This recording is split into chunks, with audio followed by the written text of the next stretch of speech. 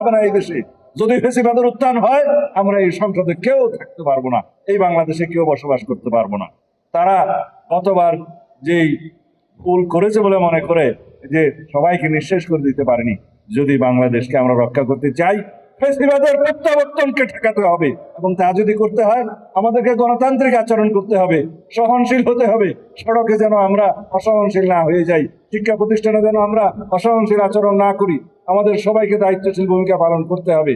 আমাদের ভুল থাকবে, সরকারের ভুল থাকবে, বিরোধী দল গঠনমূলক সমালোচনা করবে, আমরা সেই ভুল সংশোধন করব। এটাই হচ্ছে গণতান্ত্রিক বাক্য। আমরা চাই আপনারা আসুন, আমরা সবাই মিলেমিশে রাষ্ট্রের সুপ্রিম লটা আগে ঠিক করি, গণতান্ত্রিক কাঠামোটা আমরা ঠিক করি। আগামীতে রাষ্ট্রপতি নির্বাচন হবে, সংসদ সদস্যগণ নির্বাচনে ভোট দিবে, কিন্তু সেই সংসদ সদস্য নির্বাচনে ভোট দিবে বর্তমান সংবিধানের ভিত্তিতে, যাতে দলের বাইরে কেউ ভোট দিতে পারবে না।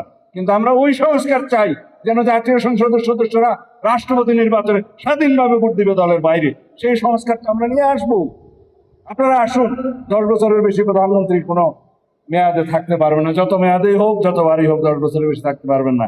আমাদের নেতা সেই প্রস্তাব দিয়েছেন, আমি নিজে সংস্কার কমিশন দিয়েছি। আমরা সেই সংস্কার আনবো, রাষ্ট্রে গণতান্ত্রিক সংস্কার হবে, সংশোধন হবে, রাষ্ট্র কাঠামোর গণতান্ত্রিক মেরামত হবে, সমস্ত প্রতিষ্ঠানগুলোকে আমরা ঢেলে সাজাবো। এই দেশে আর কোনোদিন স্বৈরাচারের উত্থান হবে না, এইটাই আমরা চাই। আজকের এই দিনে আমি বেশি বক্তব্য দেবো না, বক্তব্য দেওয়া আমার দোষ, আমি বেশি বক্তব্য আজকে দেবো না। আমরা আগে যদি যেতে চাই, তাহলে আমরা যেন পরস্পরকে পিছিয়ে না টেনে ধরি।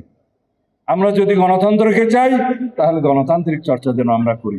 আমাদের মধ্যে সহনশীলতা আসতে হবে, আমাদের অধৈর্য হইলে হবে না। সুতরাং